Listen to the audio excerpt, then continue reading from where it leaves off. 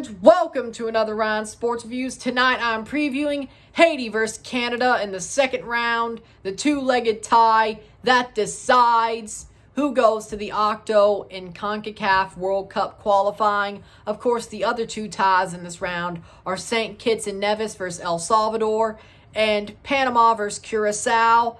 I could tell you my predictions for that off the bat before we get into the rest of this. El Salvador and Panama go through. I think those are easy picks.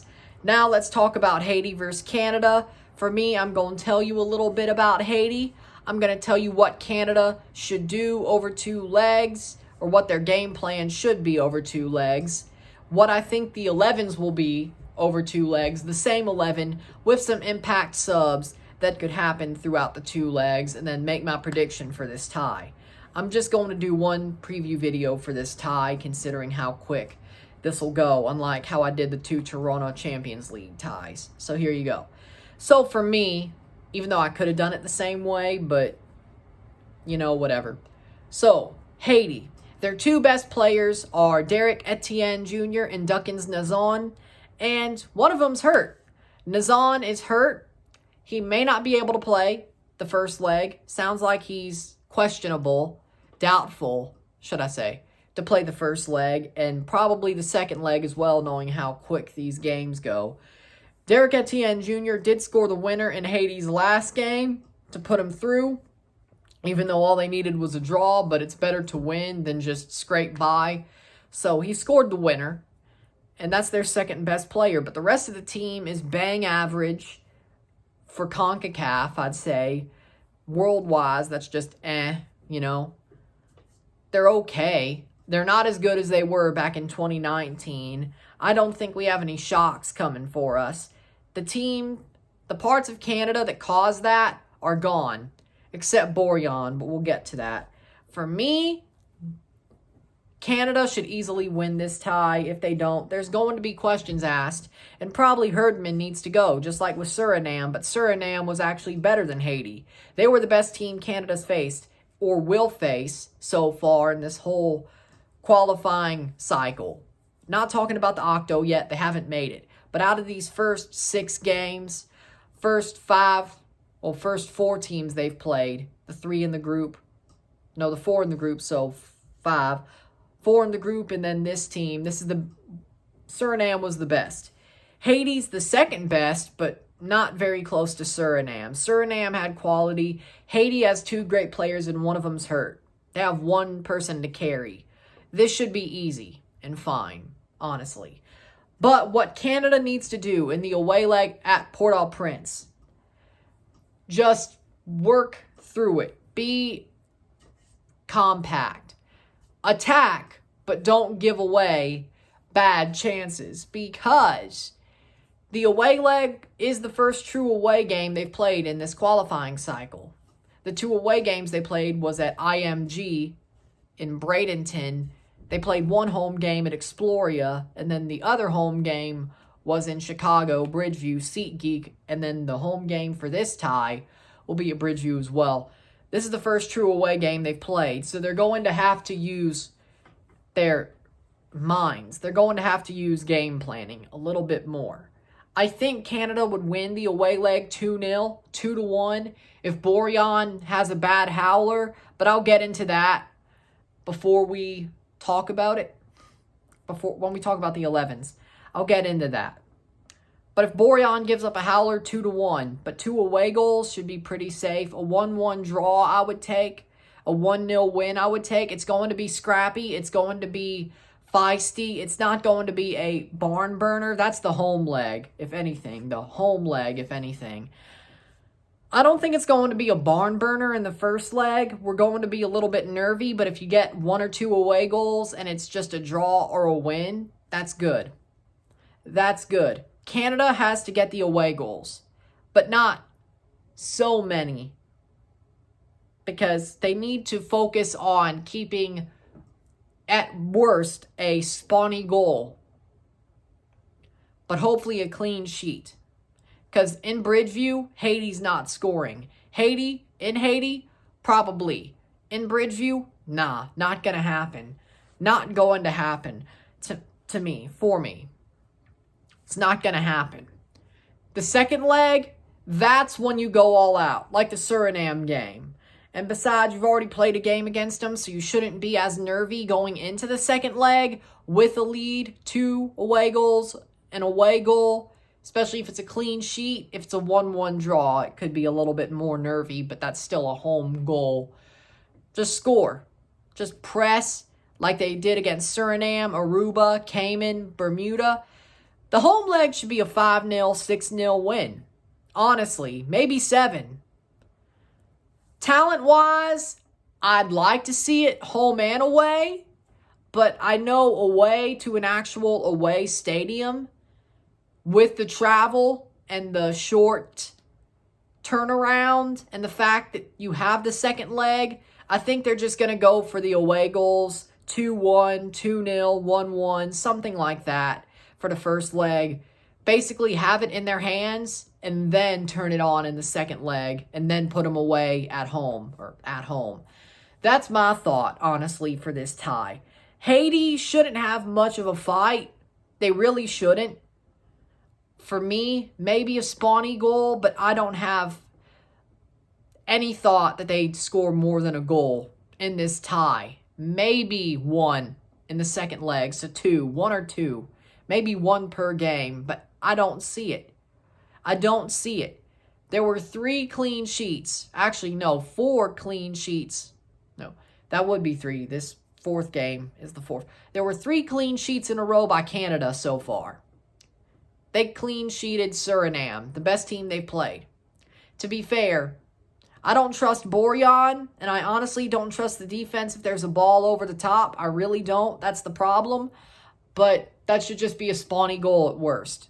They ain't going to start banging them in off of, unless the defense just comes up asleep. But I don't think that'll happen. This is a different team. So, speaking about that, my best 11, the 11 I'd want to start over both games, in a 3-5-2 formation, starting in goal, I want Dane St. Clair. I want Dane St. Clair. Because I'm not a Milan Borjan fan. I'm not. I don't like Borjan. I don't. He's not good enough anymore. He's not. He's not the best anymore. Pantemis, better. St. Clair, better. Hassall, better. Crepeau, better. I don't care. Give them runs out. Borjan's not good anymore. I don't care that he's playing at Red Star. I don't. Okay? He's not good enough anymore. We have better options.